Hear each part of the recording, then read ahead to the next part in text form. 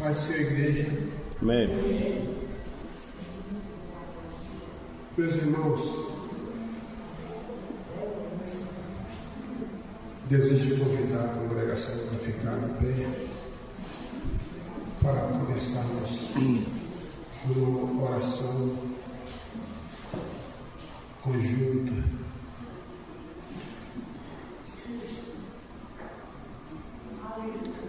Irmão Lorival, pega aqui esse microfone. Ore ao Senhor. Oração de abertura.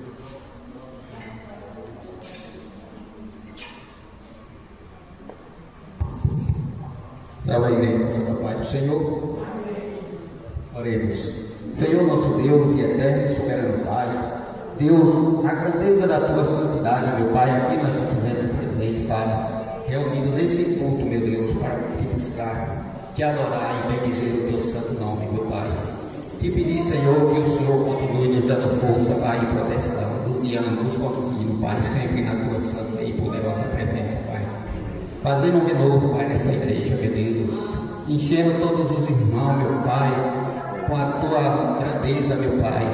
Derrama do teu Santo Espírito, Pai, sobre a vida de cada um deles, Pai, protegendo, dando força, Pai, guiando sempre, Pai, na tua santa e poderosa presença, que nós te pedimos em nome de Jesus.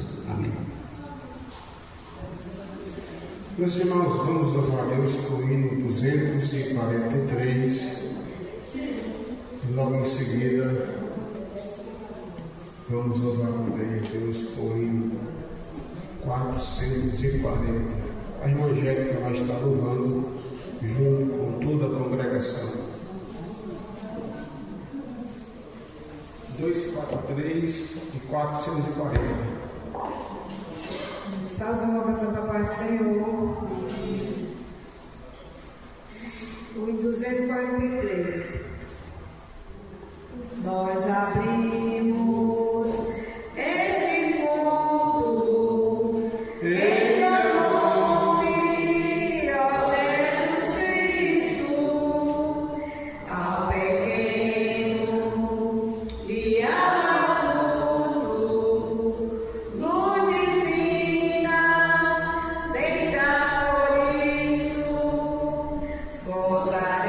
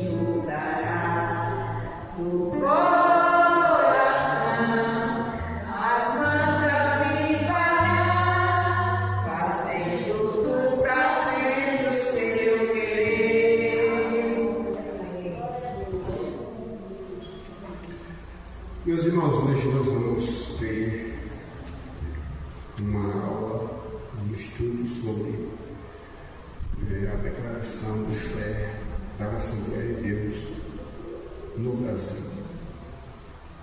E nós vamos pedir a cooperação da igreja para que os irmãos mantenham as suas Bíblias em aberto, para que a gente possa assim discorrer com facilidade. Vamos ler a Bíblia em Hebreus 4, versículo 12. Hebreus 4, versículo 12.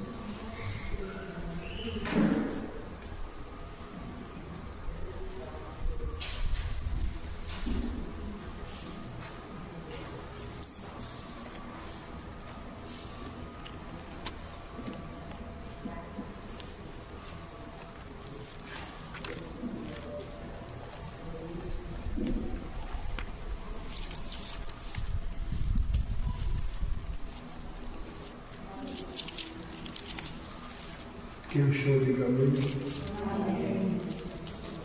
1, 2, 3. Porque a palavra de Deus é viva e eficaz, e mais penetrante do que qualquer espada de 2 gumes, e penetra até a divisão da alma e do espírito, das juntas e medulas, e é apto para discernir os pensamentos e as intenções do coração. Esta é a bendita palavra de Deus. Quantos, por esta palavra, podem dizer o sonoro amém? Amém. Eu falei o sonoro amém. Amém. Amém. Meus irmãos, vamos estar orando uns pelos outros. Vamos orar pela nossa irmã Maria José, que fez aniversário ontem, idade nova. No final do culto a gente canta parabéns. Sabe, se eu esquecer, a igreja me lembra. A gente canta parabéns no finalzinho. Eu e minha casa necessitamos dos santos, das orações da igreja. Quantos também necessitam, diga amém. Vamos orar com o nosso diácono Lucivaldo.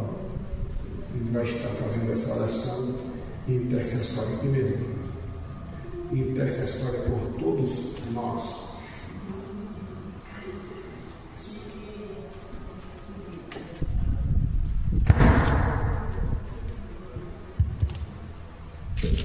Meus irmãos, a paz do Senhor.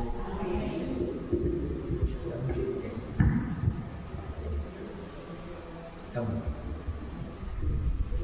Meus irmãos, eu também preciso, com a minha casa, das orações da igreja.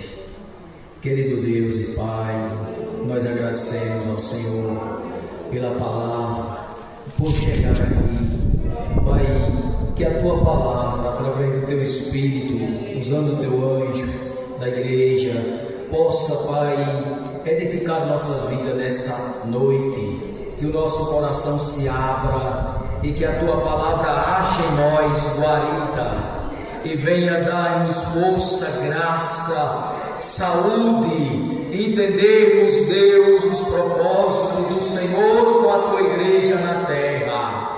Pai, eu quero apresentar ao Senhor a vida do Teu servo, o seu lar, sua família, a Tua igreja. Que os nossos corações se abram para receber a Tua palavra.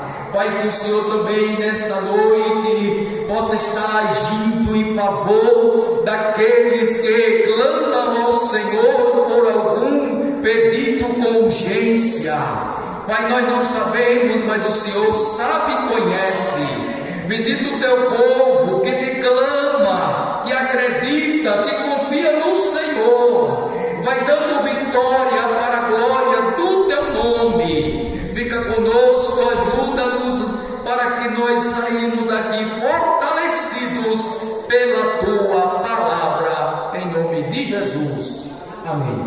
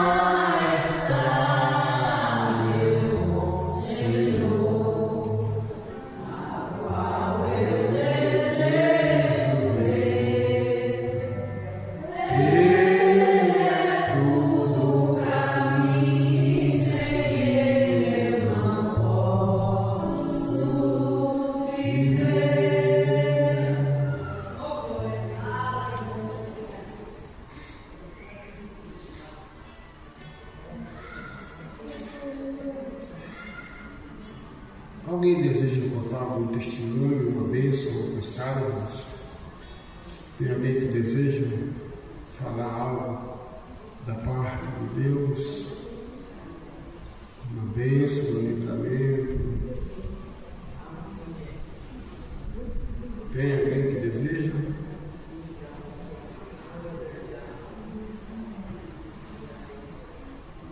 Sim ou não?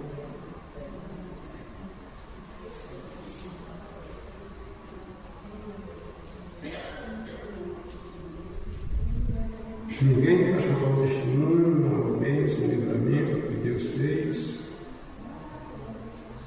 Se tiver, está com oportunidade.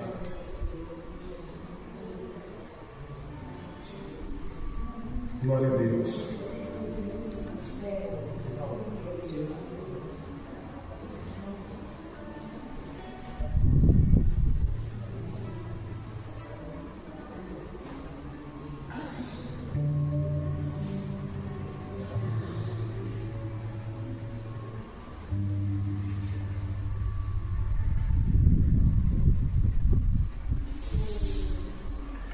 Irmãos, nós temos hoje aqui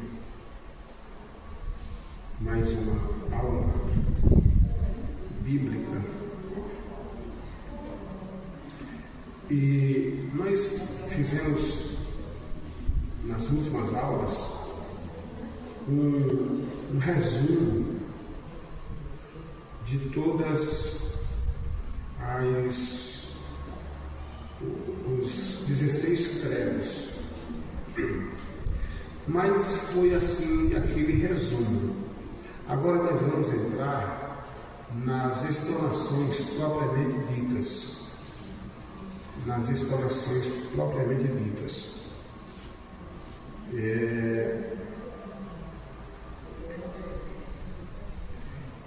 Então, o primeiro credo que nós fizemos comentário foi sobre na inspiração verbal plenária da Bíblia Sagrada, única e regra infalível de fé e prática para a vida e caráter cristão. Timóteo 3, 2 Timóteo 3, 14 a 17. E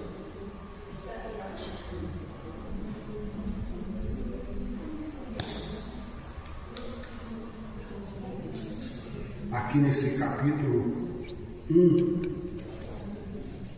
ela está aqui feito um registro. Então vamos lá.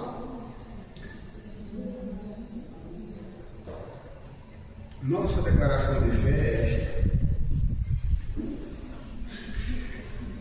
cremos, professamos e ensinamos que a Bíblia Sagrada é a palavra de Deus, única revelação escrita de Deus, dada pelo Espírito Santo, escrita para a humanidade, e que o Senhor Jesus Cristo chamou as Escrituras Sagradas de a Palavra de Deus.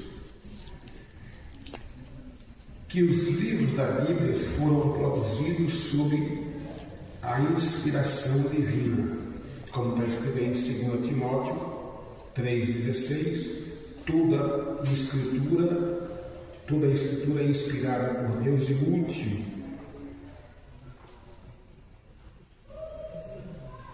Isso significa que toda a Escritura foi respirada ou soprada por Deus, o que distingue de qualquer outra literatura, manifestando assim o seu caráter sui generis. As Escrituras Sagradas são de origem divina. Seus autores humanos falam e escrevem por inspiração verbal e plenária do Espírito Santo, porque a profecia nunca foi produzida por vontade de homem algum, mas os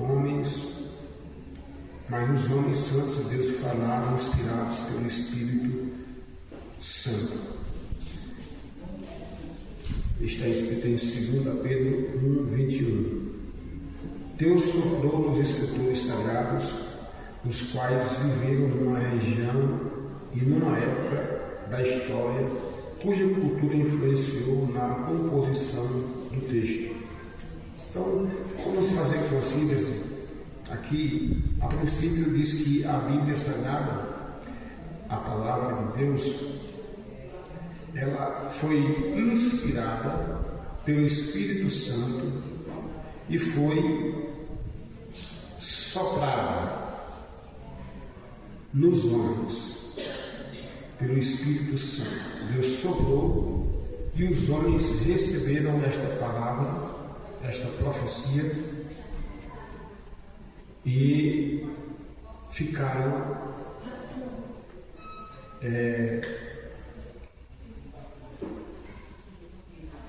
firmados nesta palavra. E por meio deste ato, a Bíblia ela foi ganhando forma.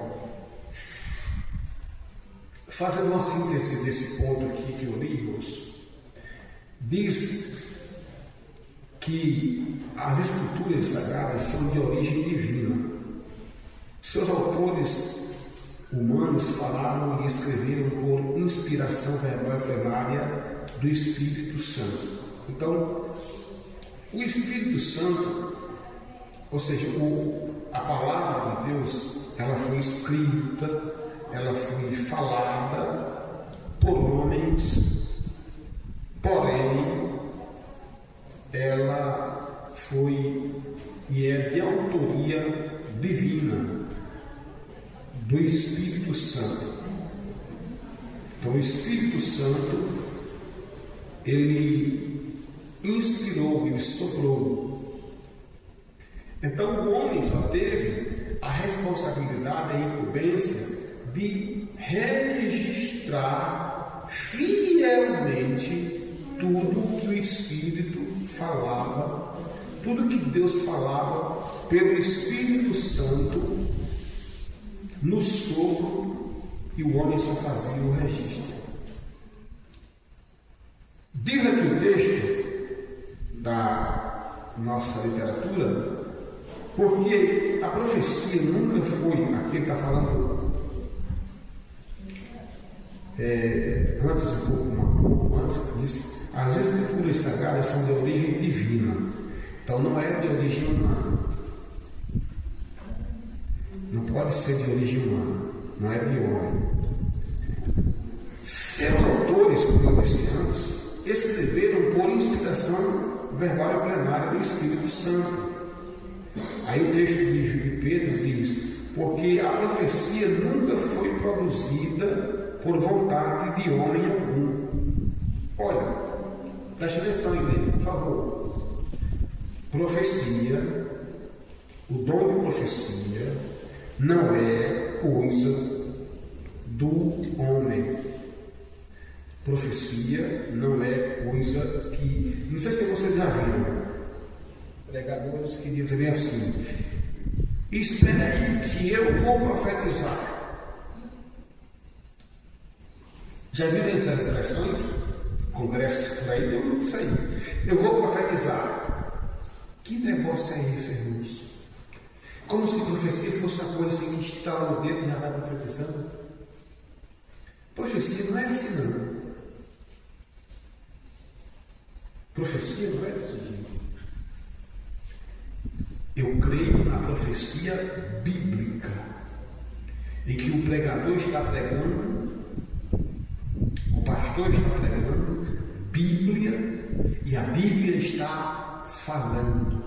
Porque o texto que eu li diz, o texto que nós lemos diz, porque a palavra de Deus é viva e eficaz e mais penetrante do que qualquer espada de 2 gumes, e penetra até a divisão da alma e do espírito, juntas e medulas, e é apta para discernir os pensamentos e as intenções do coração. A palavra de Deus, ela já é profética. Então, a profecia, o dom de profecia, não pode ser aqui, irmãos, uma coisa que vem fazer com que crente ele venha,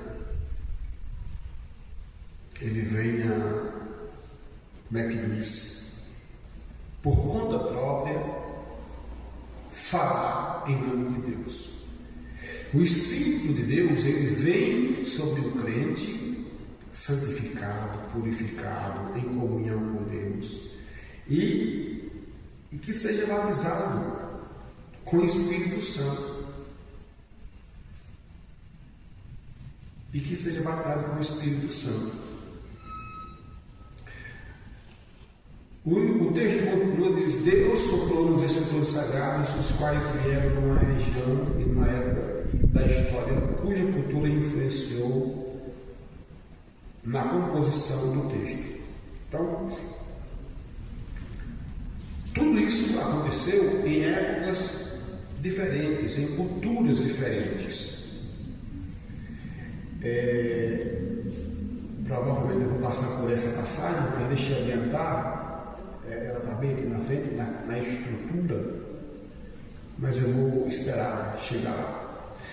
Diz aqui: a inspiração da Bíblia é especial e única, não existindo um livro mais inspirado e outro menos inspirado, tendo todos o mesmo grau de inspiração e autoridade.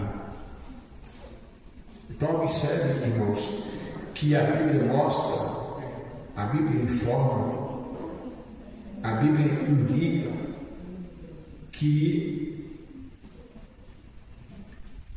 ela é especial e única. Não tem nenhum livro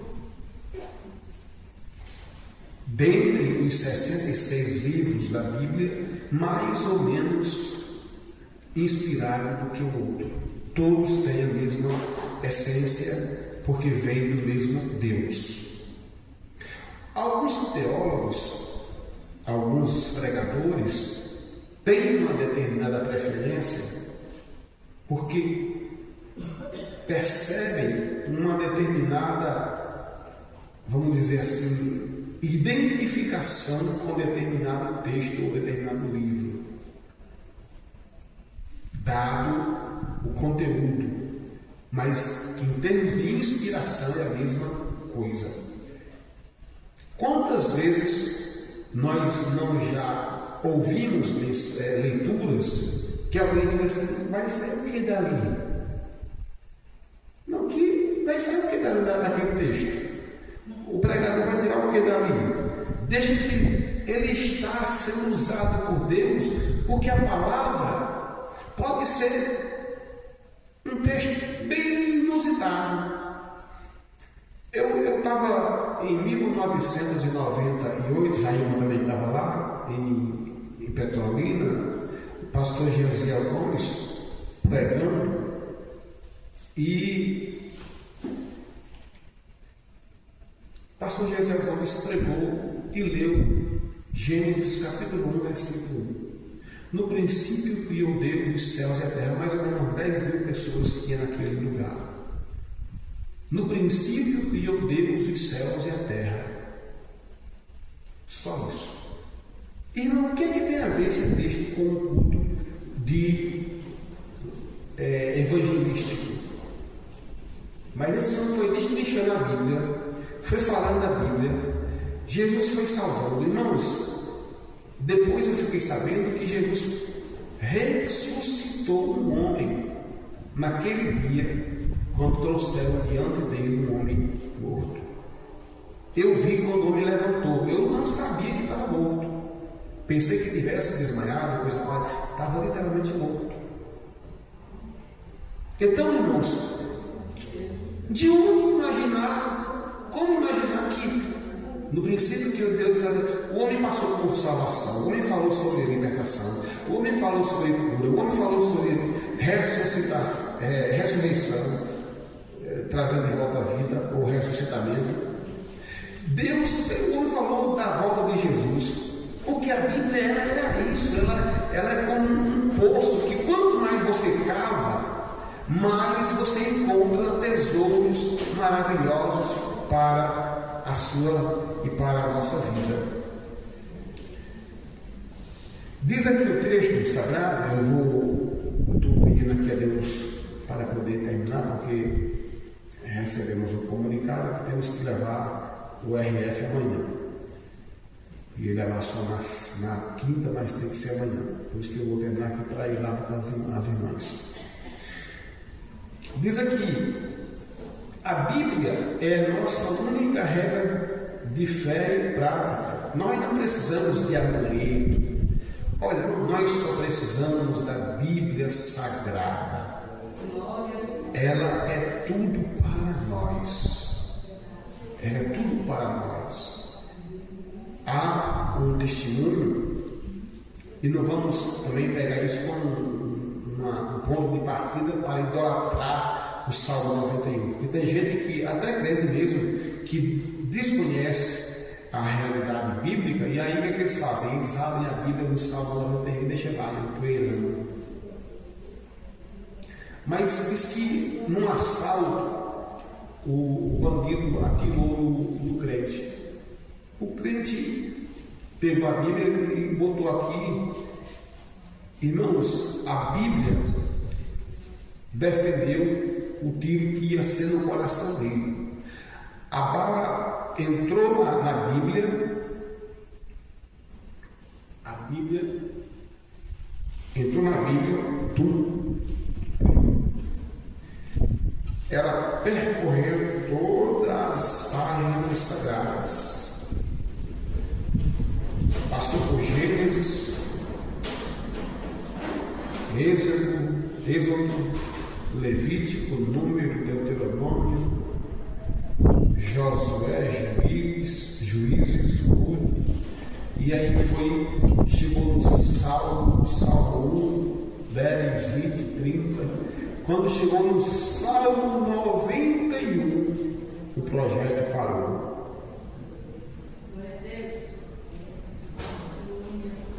Aquele que habita no esconderijo do Altíssimo, a sombra do Onipotente descansará. A sombra do Onipotente descansará. Eu não sei se eu contei aqui, parece que foi ontem, não sei se eu contei quinta-feira aqui, não sei qual foi o dia que eu contei, se eu contei eu não lembro.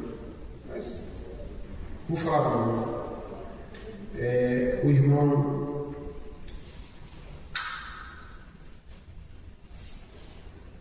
vamos seguir adiante, porque o texto não dá para contar testemunho, não. Vamos lá ficar de frente. Então diz, completa e infalível a palavra de Deus. A lei do Senhor é perfeita, diz o Salmo 19, verso 7. É a palavra de Deus que não pode ser anulada, e a Escritura não pode falhar. A Escritura não pode falhar.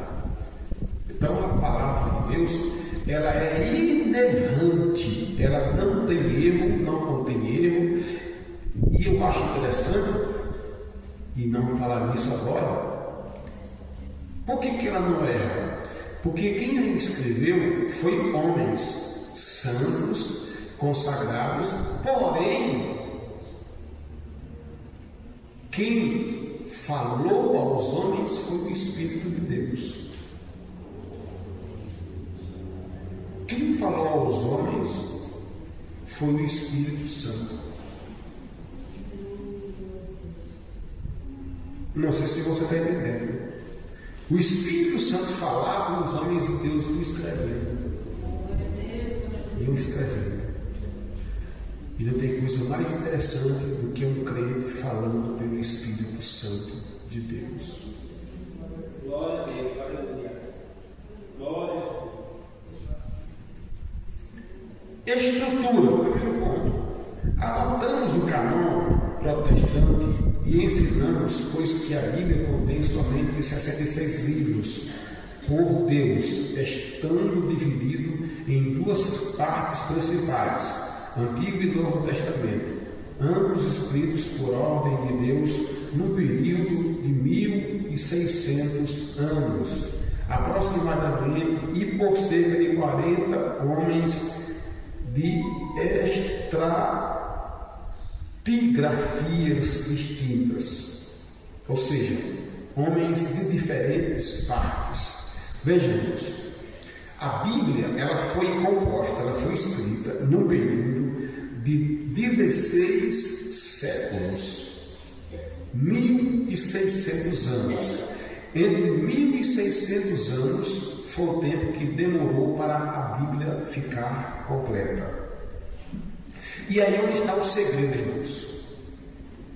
Homens de épocas diferentes, imagina aí, o homem do primeiro dia até o homem do ano que completou os 1.600, ninguém se conhecia.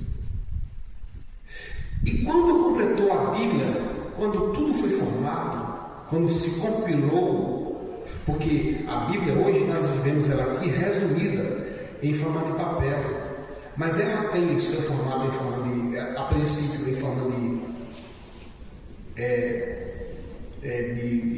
pergaminho, que era de pelo de animal, de pele de animal, e também logo depois de papiro, que era uma planta aquática. Esse papiro originou o papel. Então observemos que esses 66 livros são os livros que a Bíblia reconhece como sendo inspirados por Deus. Inspirados por Deus.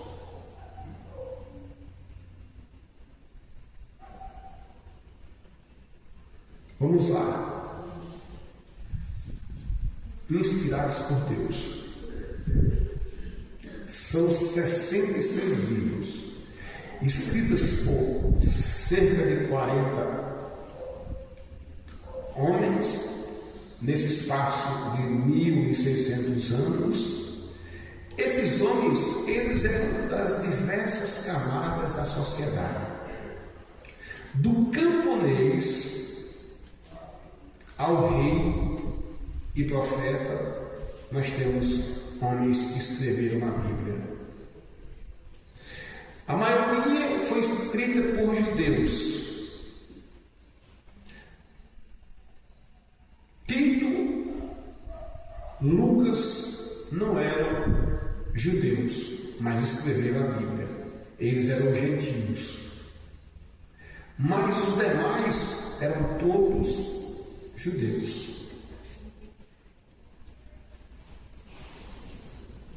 E o que nos chama a atenção é que esses homens, eles falaram a Bíblia Sagrada, irmãos, sem haver, olha que coisa interessante, sem haver nenhum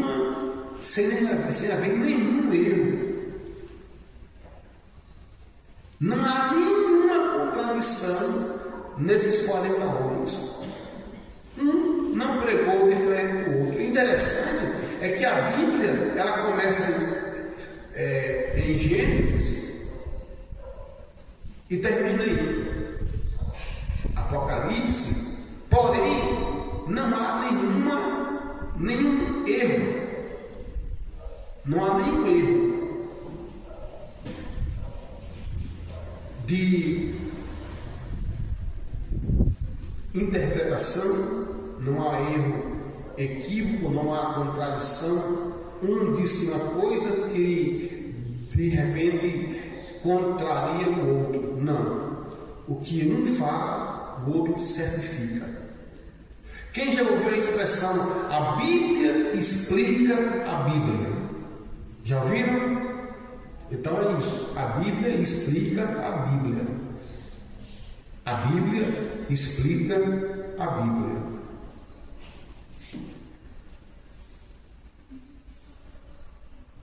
A Bíblia explica a Bíblia. Então vamos lá. Diz aqui a Bíblia Sagrada, ou melhor, o texto em pauta, estas palavras, porque conforme o teor destas palavras tenho feito um conceito contigo. Então, Deus, quando escreveu essas palavras, todas as vezes que o fez, foi para fazer um concerto com Deus. Um concerto com o Senhor, com os homens. Sempre para colocar o homem no prumo. Eu fiz umas anotações também tirada do próprio livro A Bíblia através dos séculos, de saudoso pastor Antônio Gilberto. Eu escrevi aqui: esses homens, eles foram vaqueiros, camponeses, reis, profetas, poetas, leigos, doutores, a maioria, como eu já disse, eram hebreus ou judeus, e que eu estou lembrado agora, Tito não era, e nem tampouco o Lucas, não eram, mas escreveram. Eles eram gentios, ou seja, não eram da esfera judaica, do povo judeu. Então, diz aqui, Jeremias diz o seguinte: toma o rolo de um livro e escreve nele todas as palavras que te tenho falado sobre Israel e sobre Judá e sobre todas as nações, desde o dia em que eu te falei a ti, desde os dias de Josias até hoje. Jeremias 36, 1 e 2. E o apóstolo João, no final do primeiro século da era cristã, diz, e disse, escreve, porque estas palavras são verdadeiras e fiéis. Apocalipse 21, 5. Entretanto, a pluralidade de escritores e os diferentes lugares e épocas em que foi escrita não comprometeram sua singular homogeneidade, pois se trata do pensamento de um único autor, Deus. Então, resumindo essa parte, o homem foi apenas o instrumento que Deus se utiliza para escrever, para trazer até nós as Escrituras Sagradas. 2. Classificação. O Antigo Testamento contém 39 livros. Quantos livros? Antes de Cristo, e está dividido em 4 partes, pela seguinte ordem. Repitam comigo: lei, os livros da lei, os livros históricos, os livros poéticos e os livros proféticos. Então vamos lá. Os livros da lei, repitam comigo: Gênesis, Levítico, Gênesis, todo mundo, Gênesis, Êxodo, Levítico, Números, Deuteronômio. Os livros históricos: Josué, Juízes, Ruth, 1 e 2 Samuel, 1 e 2 Reis, 1 e 2 Crônicas, Esdras, Neemias e Esther. Pronto. Também foi dividido nos livros poéticos. Diga, poéticos. Repitam: Jó, Salmos, Provérbios, Eclesiastes e Cantares de Salomão. Então vejam, são livros poéticos. Os livros proféticos. Os livros proféticos. Aqui estão os maiores e os menores. Então vamos lá, vamos repetir após a minha fala. Isaías, Jeremias, Lamentações, Ezequiel, Daniel, Oséias, Joel, Amós, Obadias, Jonas, Miqueias, todos, Naum, Abacuque, Sofonias, Ageu e Malaquias. E aí nós temos que observar que alguns desses profetas foram antes do cativeiro babilônico e outros foram depois do cativeiro babilônico. Glória a Deus. O Novo Testamento ele é formado por quantos livros? Quantos? 27. Porque 27 com 39 vai dar quanto? 66. Na Igreja Católica, na Bíblia da Igreja Católica, vão ter um acréscimo vai ter um acréscimo de 6 livros. 7, né? São 7?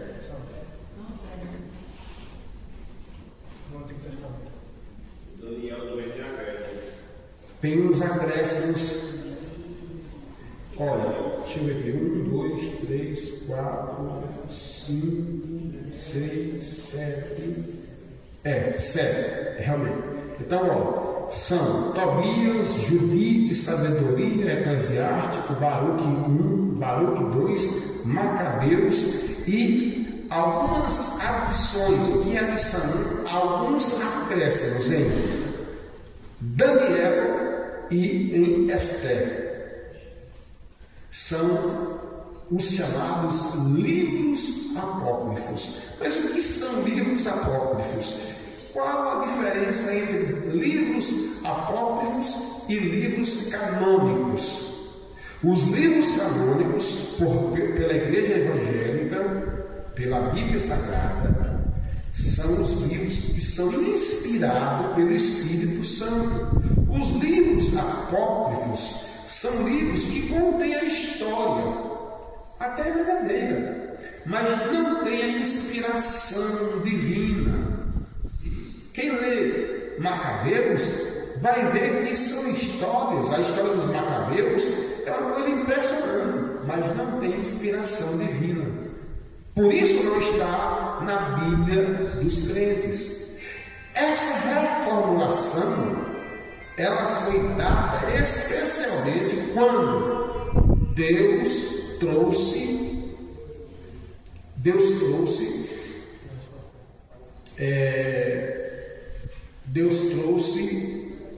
Martinho Lutero e fez a reforma protestante, retirando os livros que não foram inspirados pelo Espírito Santo de Deus.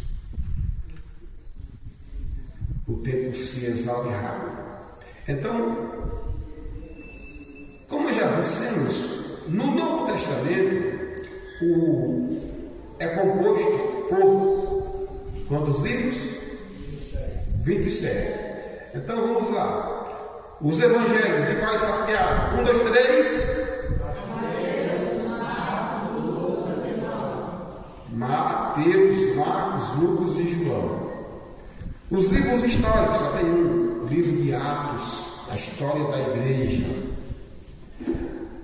E temos as epístolas, das quais a maioria foram escritas por Paulo. Romanos, 1 Coríntios, Gálatas, Efésios, Filipenses, Colossenses, 1 e 2 Tessalonicenses, 1 e 2 Timóteo, tudo escrita por Paulo. Tito, também escrita por Paulo. Filemão, também escrita por Paulo. Hebreus, autor desconhecido. Tiago, irmão de Jesus. Esse Tiago, ele também era irmão de Judas, que escreveu o penúltimo livro da Bíblia. E eram irmãos de Jesus. E só se vieram se converter depois da ressurreição de Jesus. seu irmão, mas quando viram que Jesus ressuscitou dentre os mortos, passaram a crer e foram fiéis servos de Jesus. Essas histórias, irmãos, nós temos que passar adiante. Revelação, só o livro de Apocalipse. Esses livros autorizados são chamados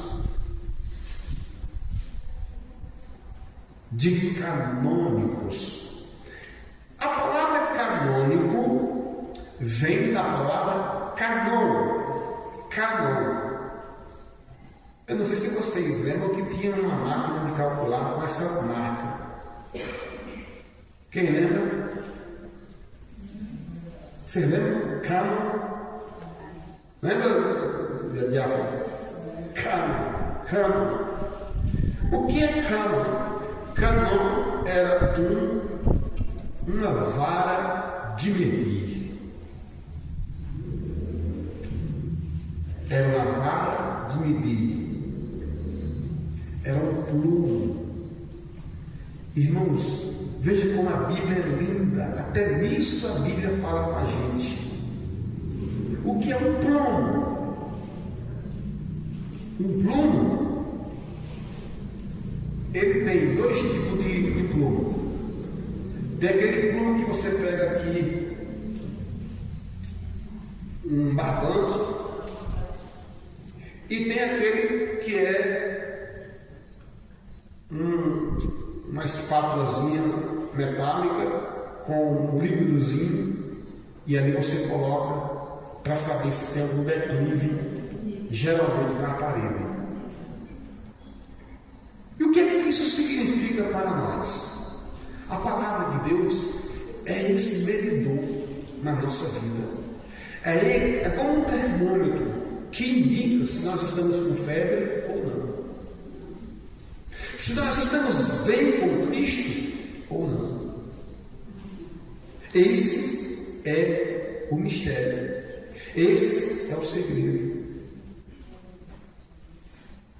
A palavra de Deus, irmão, ela fala conosco. Ela é apta para corrigir. A Bíblia diz que aquele que não aceita a disciplina é um estúpido. Por isso que o Senhor disse para Saulo, acerca de Saulo: duro será contra ti recalcitrar contra os aguilhões. Vai ser duro recalcitrar contra os aguilhões. Porque os aguilhões eram uma ferramenta que tinha uma ponta de ferro, e que quando prendiam uma fera selvagem, podia até mesmo ser um boi, podia até ser um cavalo ou uma fera, eles conseguiam disciplinar, amansar aquele animal com aquele aguilhão.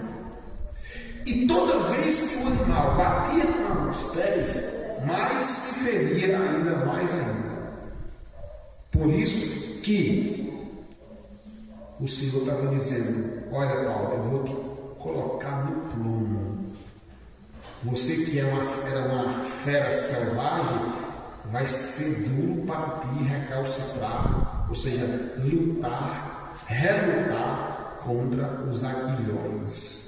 Irmãos, eu não sei se vocês percebem, mas Deus, ele é tão sábio, tão perfeito, que muitas vezes ele permite que o crente ele passe pelo esquadro de Deus. Vocês já perceberam? Cadê o Lorival? Lorival é o pedido aqui do momento. Irmão, Lorival, não é interessante, vocês vão entender. Coloca-se, vai-se fazer o fundamento, precisa-se do plumo, da linha. Vai se levantar os blocos, Precisa do plumo. É isso aí, isso também trabalha no pedreiro. Mas quando vai rebocar? Aí enche de massa. Enche de massa. Se não tiver o plumo, quando o pedreiro é experiente, na régua mesmo, que é o plumo, ele já percebe. Aí ele vai fazendo isso assim.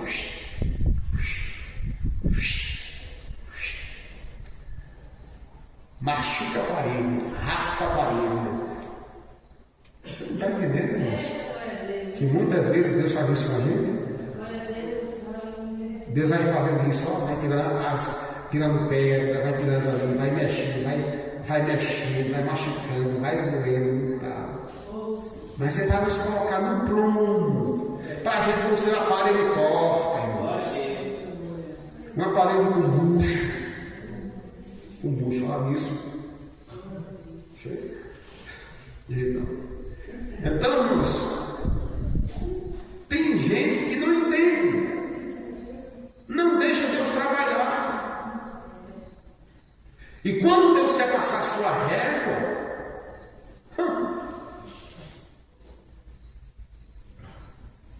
e diz mais que ele volta. Naquela passagem que é uma parábola de João 15, ele diz: vós sois o ramo,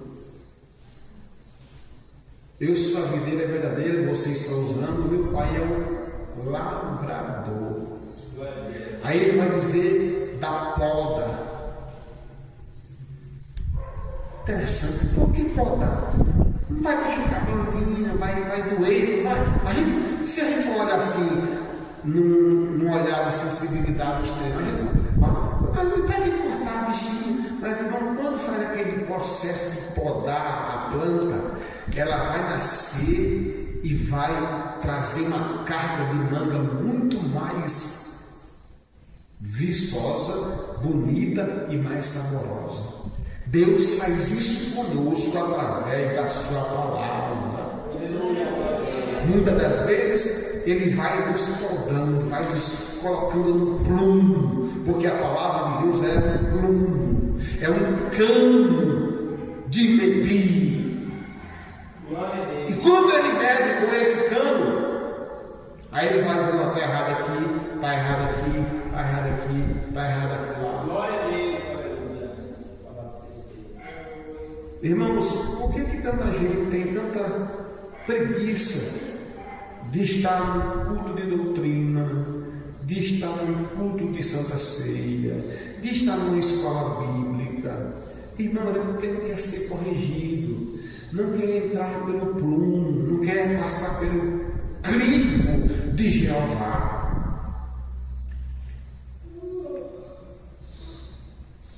Deixa eu seguir adiante.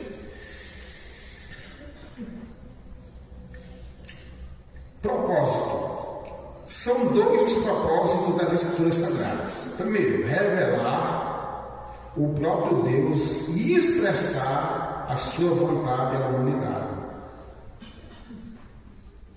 Pelo primeiro, dentre outras formas de revelação, Deus graciosamente se revelou a si mesmo pela palavra, havendo Deus antigamente falado muitas vezes e de muitas maneiras aos pais, pelos profetas, a nós falou-nos nesses últimos dias pelo Filho.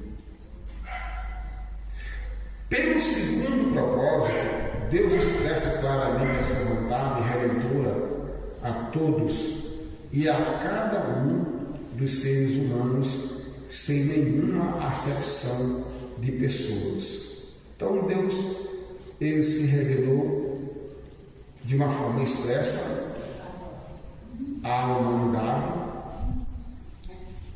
dentre outras formas de revelação, revelou a si mesmo pela palavra. Então, a palavra, ela é a forma mais correta de se compreender a revelação de Deus para nós. Irmãos, na nossa estupidez, na nossa ignorância, porque a Bíblia diz que Deus não leva em conta o tempo da ignorância, qual era o conceito que nós tínhamos de Deus? Você já parou para pensar? Lembra aí quando você não era crente? Até que meus olhos foram abertos, eu comecei a ouvir o Evangelho. Eu comecei a ouvir o programa da graça. Nos idos de 94, eu estudava, e aí tinha que acordar cedo, e aí a televisão de casa era queimado o cubo dela. O cubo dela era queimado. Mas eu ficava passando nos canais e dava para perceber e ouvir o rádio, antes da TV entrar no ar, o locutor dizendo a hora. E tinha horas que eu passava para ouvir o R.R. Soares, Romildo Ribeiro Soares, o missionário Romildo Ribeiro Soares. E ele falava de uma forma simples, eu comecei que foi entrando em meu coração. Aí, enfim, até que quando foi um dia, eu já crente, meu pai, acho que me percebendo que eu estava crente, aí eu peguei, Deus se revela pela palavra, que é a fonte essencial e principal da sua revelação para nós. Eu vou concluir rapidinho aqui. Pelo segundo propósito, Deus expressa claramente sua vontade redentora a todos os homens, a todos e a cada um dos seres humanos, sem nenhuma acepção de pessoas, por meio da fé em Jesus Cristo. Porque nele se descobre a justiça de Deus de fé em fé. Pronto.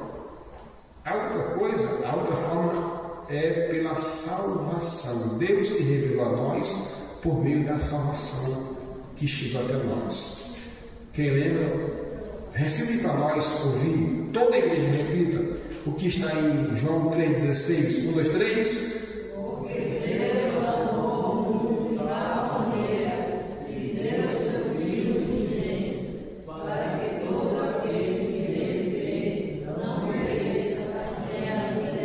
Jesus foi entregue, irmãos. Foi entregue. E ali, o Filho mostrava Deus. Alguém perguntou: Senhor, mostra-nos o Pai. Parece que Felipe, João 14. Há tanto tempo que estou convosco e não sabeis que o Pai está em mim e eu estou no Pai. Ele se revela na obra redentora pela pessoa de Jesus Cristo. Quem via a Cristo, via o Deus que fez os céus e a terra. Irmãos, e um dia nós aceitamos esse Deus. Vou deixar porque o tempo já se foi. Depois a gente continua. Um dia nós aceitamos esse Deus. Nós que vivíamos entenebrecidos nos nossos delitos e pecados, até que Deus abriu a nossa mente, o nosso coração, nos fez enxergar Deus, nos fez saber quem é Deus. Deus existe e Ele é galardoador dos que o buscam. Deus existe. Saia daqui nesta noite com a certeza que Deus existe. Nós não o vemos fisicamente e nem precisamos, porque a Bíblia diz que o justo viverá pela fé. Israel precisava ver para crer, mas nós só precisamos crer para ver. Somos o oposto do Israel antigo. Israel precisava ver para crer, mas nós vemos, nós cremos e vemos. Glória ao nome santo de Jesus. Glória ao nome santo de Jesus. Que Deus nos ajude, nos abençoe e nos faça cada vez mais firmados na rocha que é Cristo. Passando para os irmãos os avisos, informando que amanhã tem círculo de oração e à noite tem culto nas congregações e quinta-feira aqui culto de oração em prol da nossa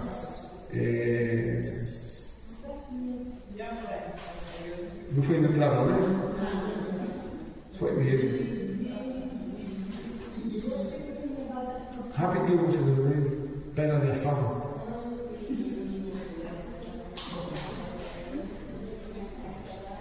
Pouca gente, mas vocês tiram. Vamos lá. Tirem as notas de 200, as notas de 100.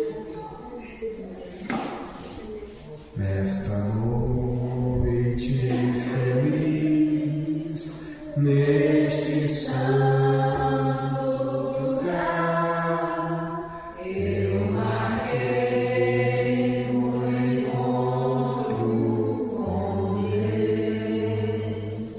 Seu amor é real, sua paz gozarei. Eu marquei o encontro com Deus. Basta que me toque, Senhor, pra minha alma cansada vencer. Se a noite escura está, sua mão me guiará. Basta que me toque, Senhor. Meus irmãos, como eu já disse, amanhã às 5 da oração, quinta-feira, os irmãos vêm para cá para a gente já começar. No domingo, os irmãos obreiros de congregação façam aquela consagração, todo mundo indo para a escola, vindo para a escola bíblica em consagração. Vamos também, às quintas-feiras, ter 2 períodos de oração, excepcionalmente quando houver culto de senhores ou culto de família. No mais, convido a congregação para ficar de pé e agradecermos a Deus. Irmão Maílson, venha orar em nome de Jesus.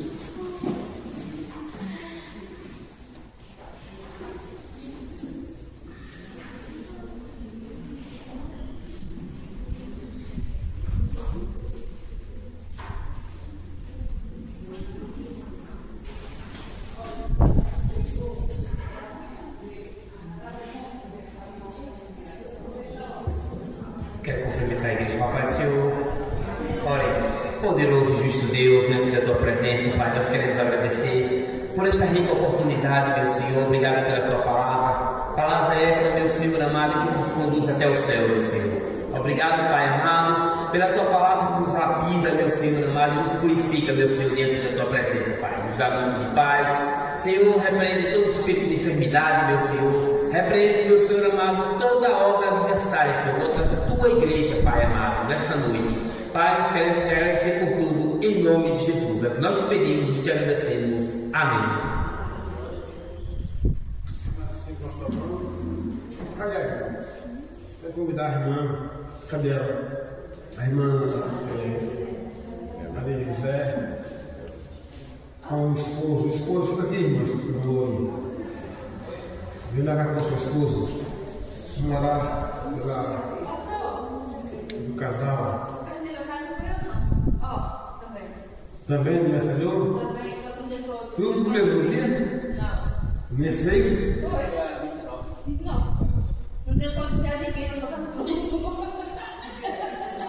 Eu queria mandar para o Vamos já orando, irmãos. Nós dedicamos a você o Salmo 30, o Salmo 20, aliás, viu? Uns encurvam-se e caem, mas nós estamos de pé. Estenda as mãos, vamos louvar esse casal, nosso Deus e Pai. Deus de amor e maravilha. Oramos pela vida destes irmãos, desse casal, que completaram a unidade nova. Pedimos que a bênção do Senhor esteja repousando sobre a vida desses dois, com muita graça, saúde e paz, livramentos, saúde, virtude da parte de Deus. Nós te pedimos uma bênção toda especial na vida deles, em nome de Jesus. É nossa oração, é o nosso pedido, assim como hoje e sempre todos dizem. Que a graça do Senhor Jesus, o amor de Deus, a comunhão do Espírito Santo permaneça com todos nós nessa noite e sempre todos dizem. Amém. Certamente que a bondade e a misericórdia me seguirão todos os dias da minha vida e habitarei na casa do Senhor por longos dias. 2025 devemos confiar e esperar, porque Deus existe e é galardoador dos que o buscam. Parabéns para você, nossa data querida, muitas felicidades, muitos anos de parabéns para você, nossa data querida, muitas felicidades, muitos anos de vida. É crente, é crente, é crente, é crente, é crente, que ora, que ora, que ora, aleluia. Quem gosta da irmã Maria, quem gosta do irmão, vem dar um abraço.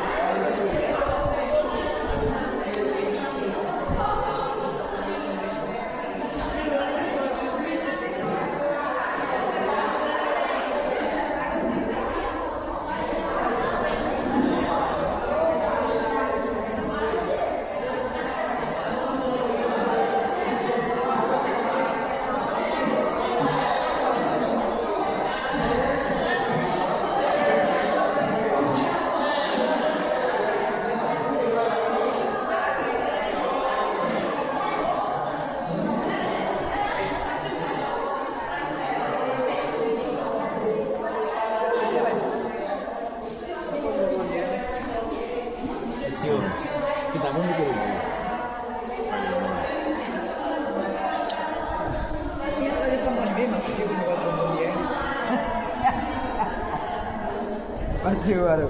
Ei, Moel. Aqui você tem alguma programação para sair com a família? No feriado? É de Bernardo.